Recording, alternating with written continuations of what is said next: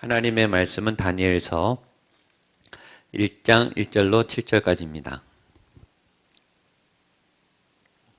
구약 다니엘서 1장 1절로 7절 한 절씩 나눠서 읽겠습니다. 다니엘서 1장 1절로 7절까지 한 절씩 나눠 읽고 7절은 같이 읽겠습니다. 유다왕 여호야김이 다스린 지 3년이 되는 해에 바벨론 왕 느부갓네살이 예루살렘에 이르러 성을 에워쌌더니 유다왕 여호야김과 하나님의 전 그릇 얼마를 그의 손에 넘기심에 그가 그것을 가지고 신할 땅 자기 신들의 신전에 가져다가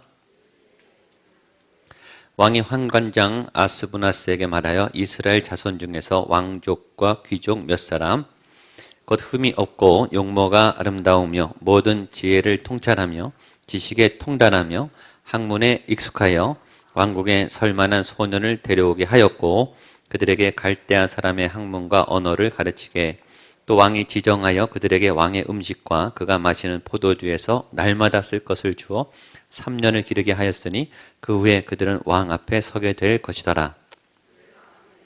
유다 자손 곧 다니엘과 하나냐와 미사엘과 아사랴가 환관장 함께 계십니다. 환관장이 그들의 이름을 고쳐 다니엘은 베드사살이라 하고 하나냐는 사드락이라 하고 미사엘은 메삭이라 하고 아사랴는 아벳느고라 하였더라. 아멘. 예, 다니엘 말씀을 다니엘은 아주 제가 좋아하는 이 성경입니다. 굉장히 사모하는 본이 될 만한 사람이 다니엘. 이거 제가 나중에 설교하려고 아껴뒀는데 우리 이두경 목사님께서 지목해서 주셨기 때문에 본문을 오늘 또 합니다. 제가 굉장히 좋아하는 본문이고 제가 아끼는 설교입니다. 설교도 다 좋지만 아끼는 설교가 있어요. 목회자는. 그래서 오늘 이 설교를 왜 하게 하실까? 아마 이유가 있겠죠. 오늘 이 설교를 꼭 들어야 될 분이 아마 여기 계신 것 같아요. 제가 좀 더 많이 우리 교인들 모였을 때 하려고 했던 설교인데 오늘 같이 하게 돼서 하여튼 큰 은혜가 아마 있을 거라고 생각합니다. 교회는 사람입니다. 내년에 저희 교회는 작년엔 예배, 금년엔 말씀, 내년에는 사람이에요. 하나님의 사람, 말씀을 받은 사람, 예배하는 사람. 내년의 핵심은 양육입니다. 하나님의 리더를 세우는, 특별히 다음 세대, 우리 청소년들, 우리 아이들, 청년들, 교회가 집중할 거예요. 그래서 예배를 드리고 말씀을 들은 하나님의 사람들을 리더를 세우는, 리더를 양육하는, 다 같이 가는 거죠. 예배도 집중하고 말씀도 집중하지만 결론은 사람입니다. 건물이 아니라 사람이에요. 한 사람 한 사람, 여러분 한 사람 한 사람, 여러분 한 분 한 분이 얼마나 귀한지 모릅니다. 한 영혼 한 영혼을 세워나가는 그런 작업을 하실 텐데 하나님께서 우리에게 좋은 모델, 하나님의 사람으로서의 좋은 모델, 특별히 우리 여성들은 여성 모델이 있으면 제일 좋겠지만 많지는 않죠. 뭐 에스더나 뭐 여러 여인들이 몇 분이 있지만 루시나 그러나 이 성경에 나오는 인물들은 이 성을 넘어서 우리에게 다 본이 되는 인물들입니다. 다니엘은 말씀의 사람이고 큐티의 사람이에요. 매일 하루에 3번씩 하나님을 향해서 묵상했던 큐티의 사람입니다. 저희가 계속 큐티를 강조하는데 제가 강조하는 것만큼 그렇게 많이 하고 계시지는 않는 것 같아요. 그러나 저는 포기하지 않고 계속 큐티를 드라이브를 걸 거예요. 내년에는 금년보다 더 강하게 한 번에 이게 되지 않기 때문에 조금씩 하면 언젠가는 되겠죠. 제 꿈은 전 교인이 큐티하는 거예요. 매일 말씀을 읽고 본인이 말씀의 사람으로 이끌림을 받는 그런 성숙한 교인이 되는 겁니다. 다니엘이 큐티의 사람이었습니다. 매일매일 묵상하고 매일매일 기도하고 매일매일 무릎 꿇어 하나님의 성전을 향했던 사람입니다. 성경에서 가장 본받는 인물 두 사람은 요셉과 다니엘입니다. 요셉과 다니엘의 공통적인 특징이 몇 가지가 있습니다.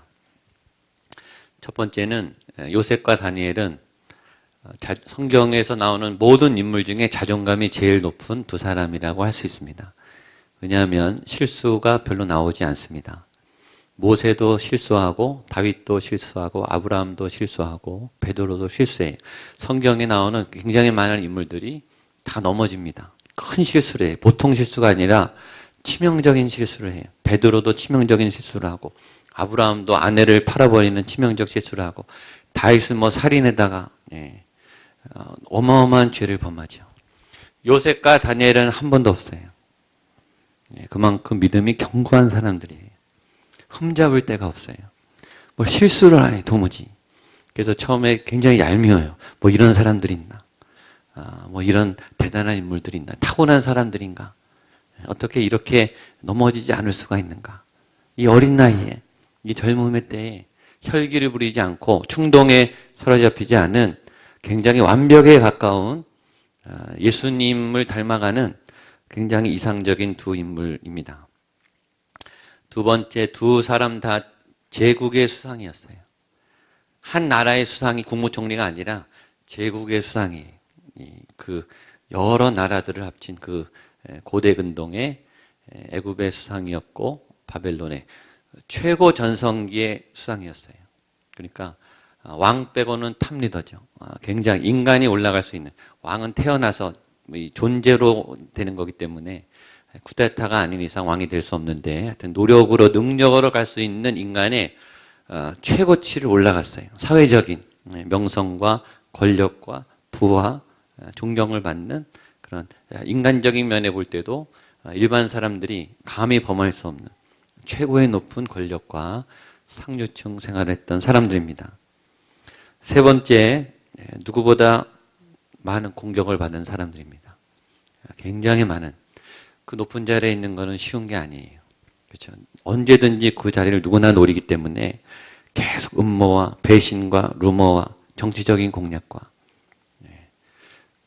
성경에 안 나와서 그렇지 성경에도 나오지만 성경에 나오지 않은 수많은 어마어마한 공격이 많이 있었어요. 근데 이분들은 끄떡없이 잘 받아냈습니다. 또 하나 공통점이 있다면 현대 부모님들이 기독교 부모님들이 제일 이름을 많이 짓는 이름들 중에 하나예요. 요셉하고 다니엘. 요셉처럼 그리고 기독교 단체도 요셉, 다니엘 이런 단체가 굉장히 많아요. 왜냐하면 그렇게 아주 부러울 만한 흠모할 만한 인물들이기 때문입니다. 어떻게 그 높은 자리에서 세상의 중심에 서서 세상과 타협하지 않고 하나님의 방법을 가지고 올곧게 믿음을 지켜나가며 사회적인 영향력과 영적 영향력과 하나님의 뜻을 할 수 있었을까? 그것이 다니엘의 비밀입니다. 오늘 우리가 읽은 성경은 다니엘서의 배경이 되는 내용입니다.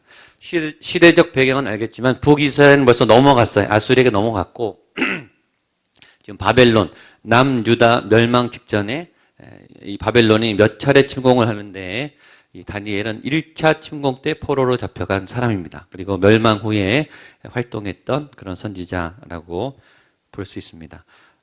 바벨론이 유다를 침공한 이유는 유다가 목표가 아니에요. 지도 볼 수 있습니까? 위에가 다니엘 시대 지도고 밑에가 현대 시대 지도입니다. 그러니까 바벨론 제국이 어느 정도인지 알겠죠. 남유다를 침공했습니다.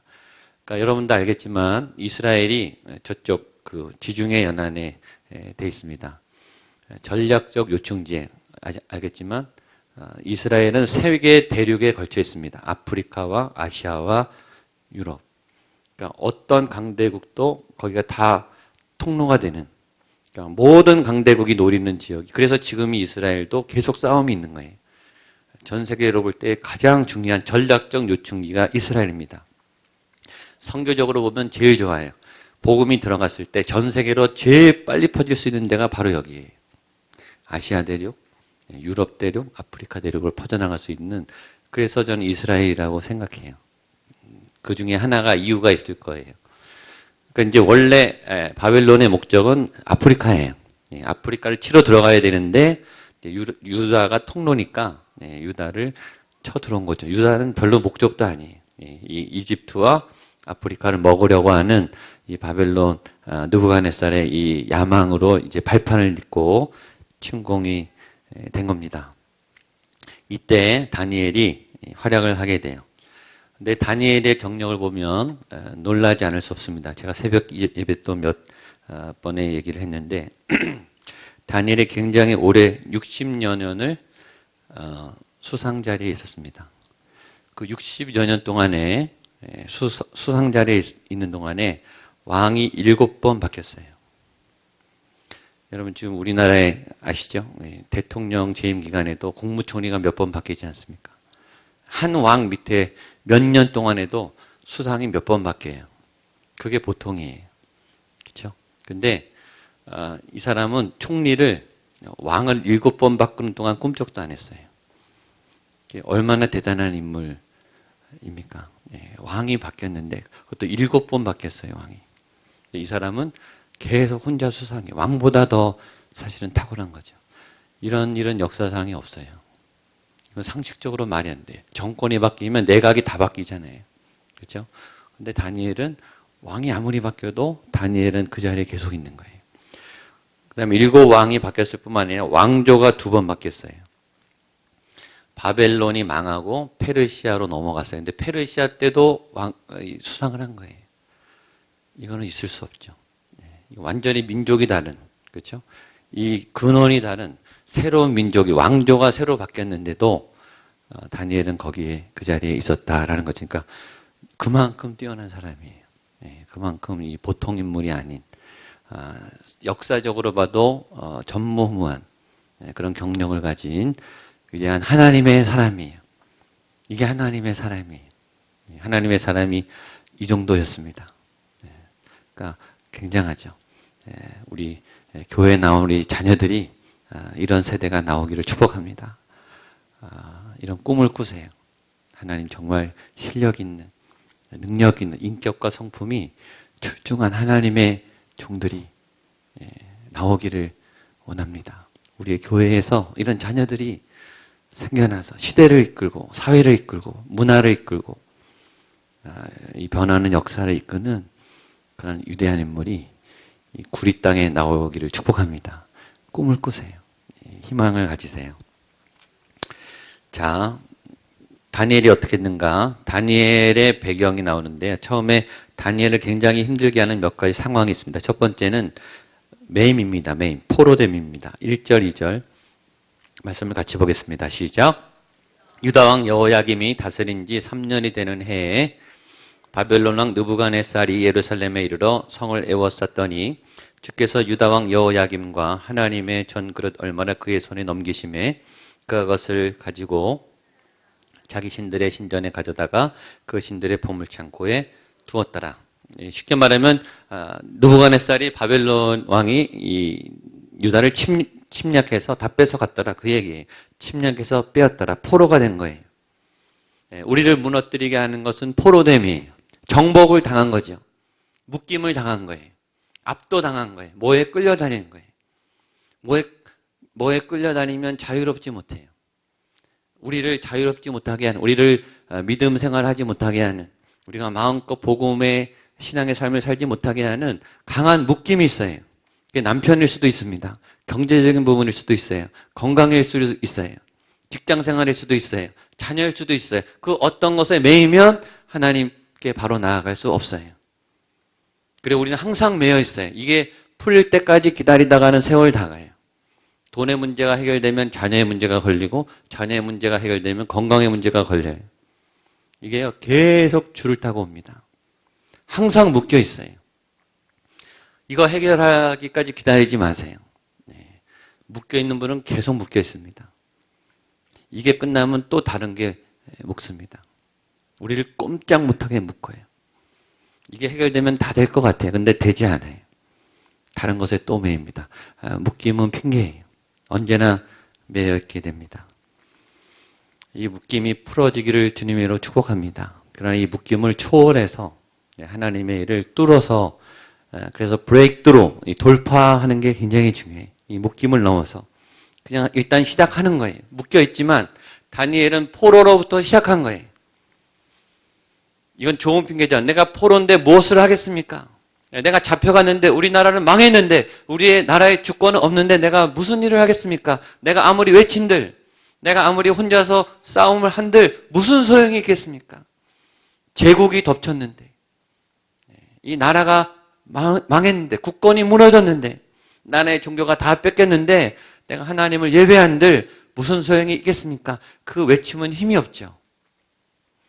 그 외침은 오를 수 있어요. 합당한 묶임이죠. 아무것도 할 수 없는 매임이에요. 제일 좋은 핑계죠. 그러나 다니엘은 거기에 묶이지 않았어요. 두 번째 다니엘을 덮쳤던 것은 풍요와 인정의 유혹입니다. 3절로 5절입니다. 시작. 왕이 환관장 아스부나스에게 말하여 이스라엘 자손 중에서 왕족과 귀족 몇 사람 곧 흠이 없고 용모가 아름다우며 모든 지혜를 통찰하며 지식에 통달하며 학문에 익숙하여 왕궁에 설 만한 소년을 데려오게 하였고 그들에게 갈대아 사람의 학문과 언어를 가르치게 하였고 또 왕이 지정하여 그들에게 왕의 음식과 그가 마시는 포도주에서 날마다 쓸 것을 주어 3년을 기르게 하였으니 그 후에 그들은 왕 앞에 서게 될 것이더라. 다니엘은 특이하게 사역한 사람이에요. 포로가 돼서 포로된 그 자리에서 사역하게 된 선지자입니다. 이 바벨론 왕은 굉장히 똑똑했어요. 아수르의 정책은 일단 정복하면 일단 다 죽입니다. 그리고 아니면 피를 섞어요. 민족을 망가뜨려요. 이런 아수르의 방법이에요. 굉장히 포악하고 힘을 써서 굴복시키는 방법. 근데 이 바벨론은 굉장히 전략적으로 거기 있는 사람 중에서 똑똑한 사람은 다 살려요. 인재를 씁니다. 그리고 자기 편을 다 만들어요. 자기 중직에 어렸을 때부터 소년들을 인재를 키웁니다. 사실 더 이제 고단수 수법을 쓰는 거죠. 그리고 나라를 배신하게 하고 바벨론에 굉장히 충성스러운 신하를 만들어내요. 그때 이 소년들에게 인재를 등용할 때 굉장히 특별한 대접과 특별한 훈련으로 이들을 마음을 뺐습니다. 첫 번째는 이 사람들을 세우는 거예요. 공부를 최고의 엘리트 교육을 시켜줘요. 최고의 훈련을 시켜요. 예술이나 군사나 정치나 경제나 모든 면에서 앞서가도록 꿈을 이루게 해줘요. 유다에서 성공하는 것보다 바벨론에서 성공하는 게 더 큰 무대죠. 이 국제 무대예요. 그리고 훨씬 선진 무대예요. 우리나라보다 더 선진국인 큰 무대에서 활약하게 해주는 거예요. 모든 사람의 꿈 아니겠습니까? 지위가 올라가고 영향력이 있고 유명해지고 경제적인 혜택이 많아요. 그걸 누가 싫어하겠냐고요. 그건 다 좋아하죠. 그 다음에 문화적인 극진한 혜택을 누립니다. 왕의 진미와 포도주를 먹게 해요. 왕하고 만나게 해요. 청와대 가보신 분, 왕하고 식사해 보신 분, 뭐 한 번이 할 수야 있겠죠. 청와대. 매일 자주 만났어요. 왕이 먹는 똑같은 음식을 늘 먹어요. 궁전 생활을 하게 하는 거예요. 유다에서 구경도 못했던 희한한 음식들, 그릇들, 옷들, 놀이들. 이스라엘 사람들이 가나안 땅에 들어와서 눈이 다 뒤집어졌어요. 너무 재밌는 게 많고 너무 쾌락적인 게 많고 그 문화가 더 고급 문화였거든요. 굉장히 선진, 그러니까 타락한 거예요. 광야에서 문화가 없이 맨 땅에서 살다가 도시에 들어가고 도시의 향락을 보고 도시의 선진 문화를 보니까 마음을 다 뺏긴 거예요. 하나님이 진멸하라고 했잖아요. 근데 가나안 문화하고도 비교되지 않는 고대 근동의 최첨단 도시, 최고의 문화와 문명과 힘과 권력과 화려함이 있는 그 중심부에 들어가서 이 소년들이, 이 어린애들이 뭘 알겠어요? 다 넘어가는 거예요. 그 화려함에, 그 힘에, 그 명성에, 그리고 막 세워져요. 자리를 주고 권력을 주고 이 문화적 혜택을 줘요. 얼마나 큰 미혹입니까? 세 번째, 그러면서 정체성을 바꿉니다. 이름을 바꿔요. 6절, 7절입니다. 시작. 그들 가운데는 유다 자손 곧 다니엘과 하나냐와 미사엘과 아사랴가 있었더니 환관장이 그들의 이름을 고쳐 다니엘은 베드사살, 하나냐는 사드락이라 하고 미사엘은 메삭이라 하고 아사랴는 아벳느고라 했더라. 그래 놓고서 이름을 바꿔요. 이름을 다니엘, 이 바벨론식 이름으로 바꿔요. 이름을 바꿨다. 우리 일본 사람들이 우리나라에서 이름을 다 바꿨죠.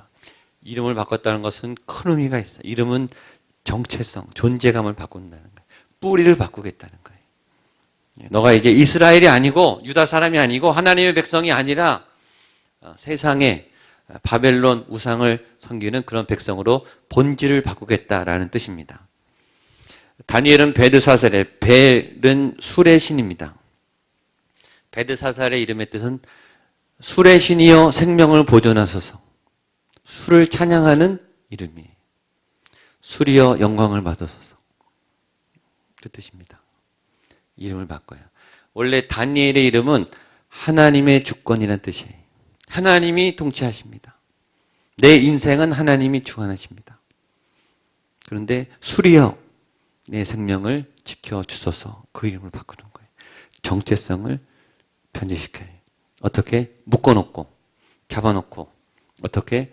잘해주고 돈 주고 자리 주고 먹고 살게 해주고 좋은 대접해주고 이거 줄 테니까 너는 이름을 바꿔라. 너의 본질을 바꿔라. 그때 다니엘이 어떻게 했는가?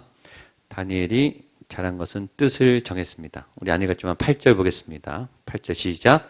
다니엘은 뜻을 정하여 왕의 음식과 그가 마시는 포도주로 자기를 더럽히지 아니하리라 하고 자기를 더럽히지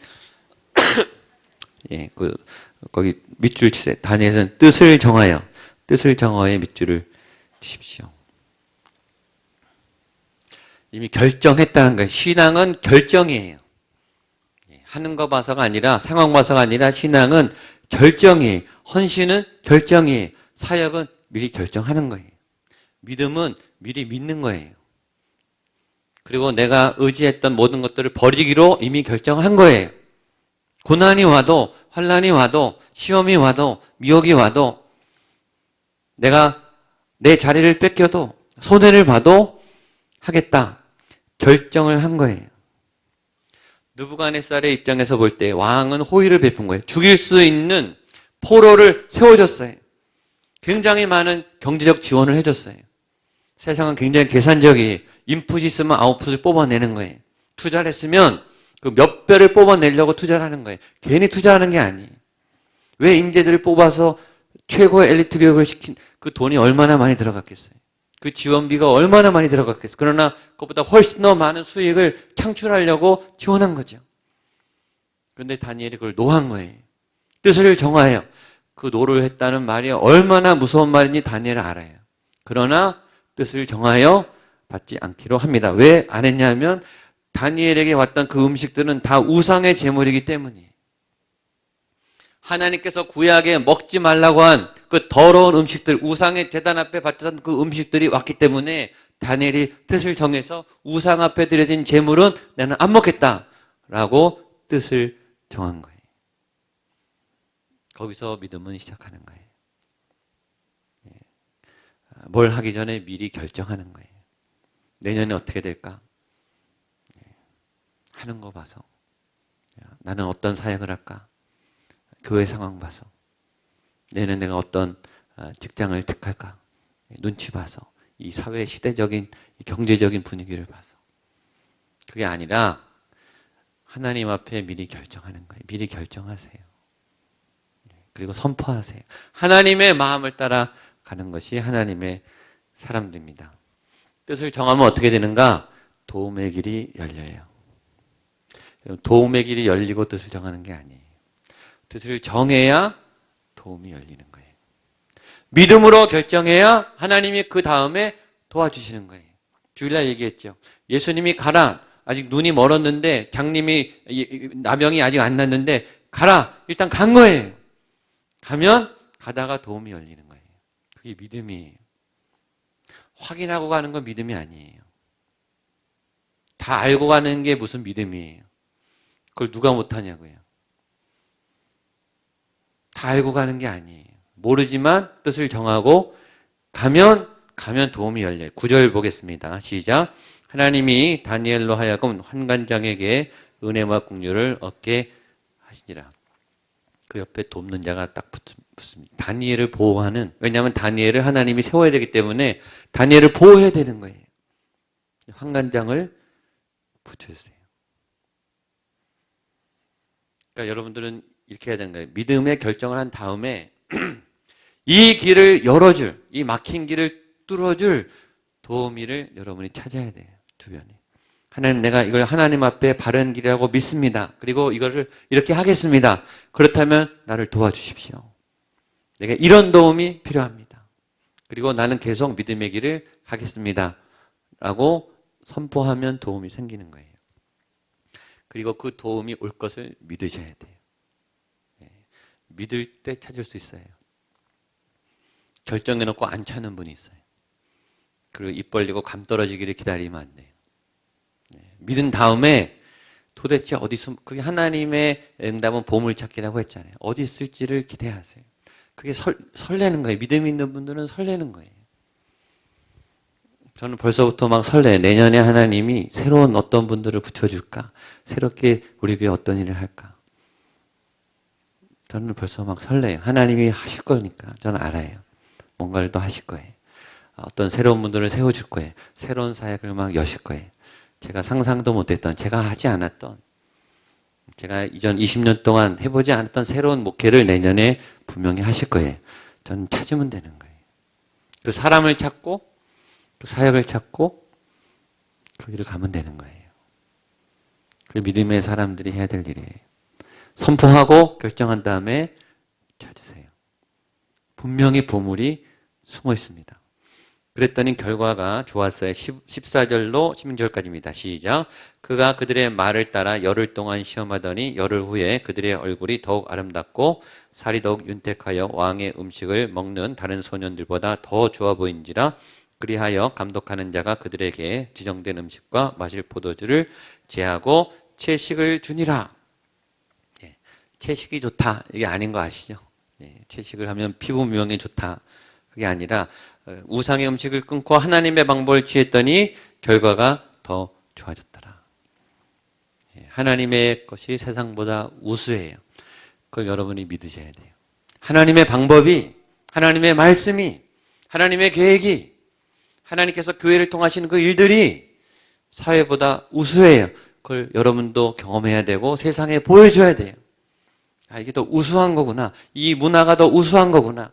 이 언어가 더 우수한 거구나. 이 행동이 더 우수한 거구나. 이게 탁월한 거구나.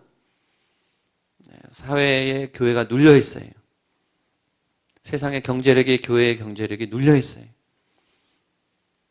사회의 문화에, 사회의 인격에 교회의 인격이 눌려 있어요.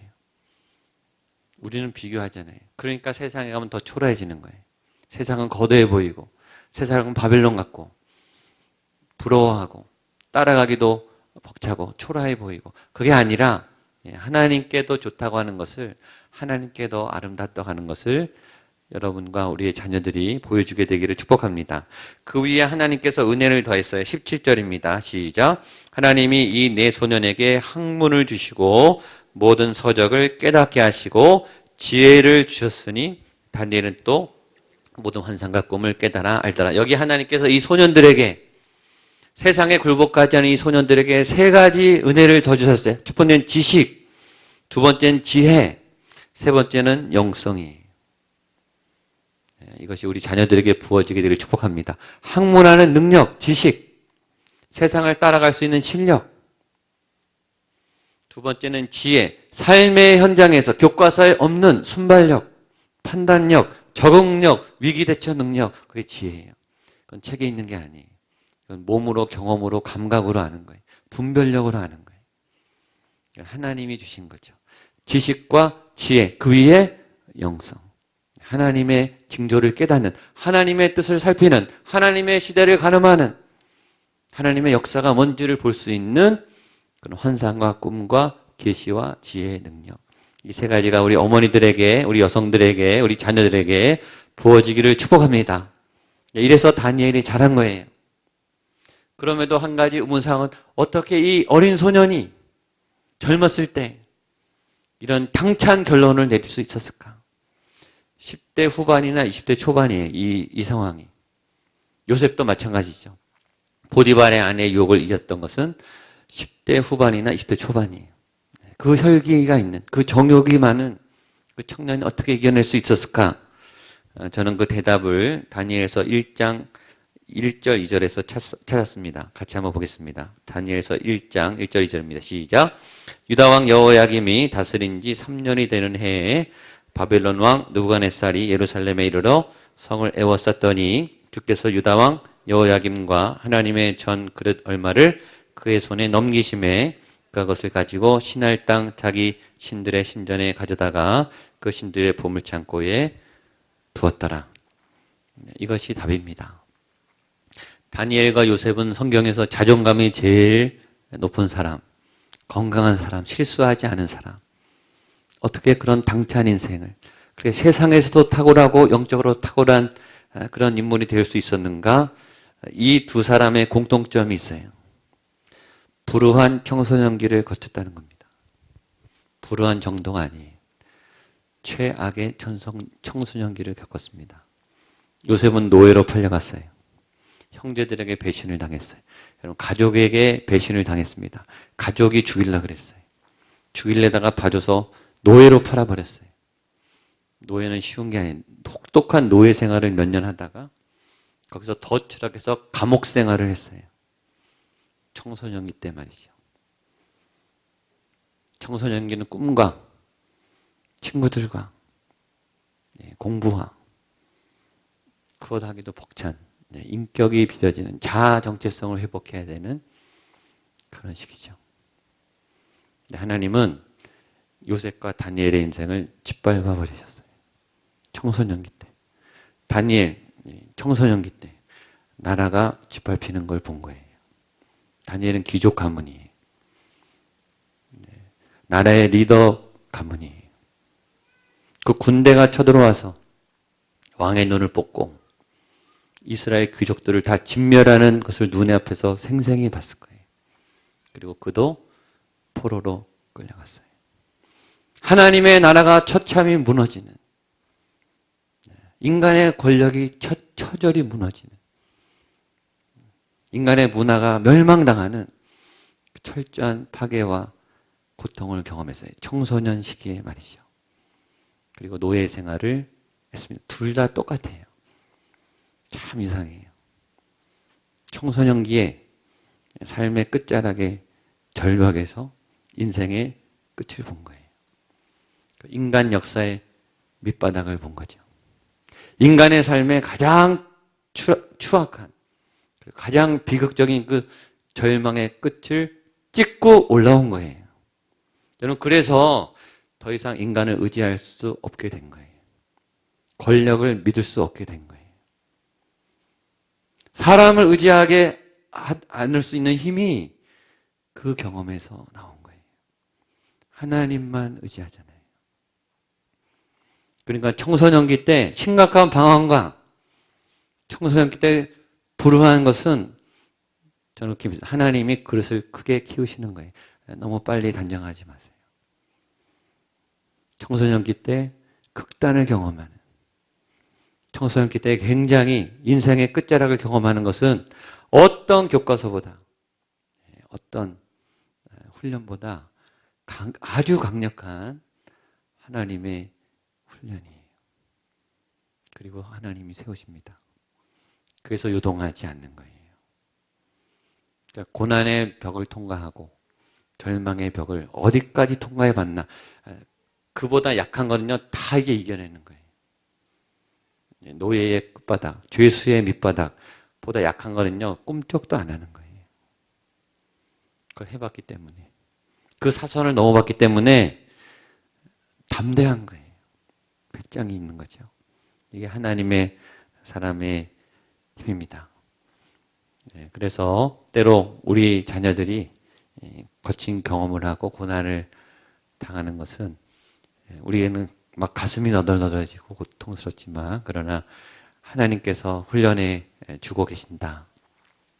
기도하는 어머니들이 계시고 기도하는 우리 아버지들이 있는데 왜 하나님이 버려두겠습니까? 다 돌아오고 다 하나님께서 좋은 자녀들로 세울 거라고 믿습니다. 그릇을 넓히시는 거예요. 꿈을 넓히시는 거예요. 몇 년은 고통스럽겠죠. 몇 년은 힘들지 모르겠습니다. 아주 생고생을 하잖아요. 요셉이 뭘 잘못했습니까? 다니엘이 뭘 잘못했어요? 그러나 믿음으로 버티고 있습니다. 이겨내고 있어요.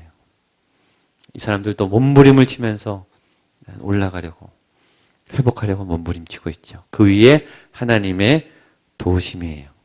그 하나님의 도우심이 있을 때 우리 어머니들이, 우리 여성분들이 믿음으로 잘 이겨내시고 우리 자녀들을 그런 자녀로 세워나가는 그런 복된 시간이 되기를 주님의 이름으로 축복합니다.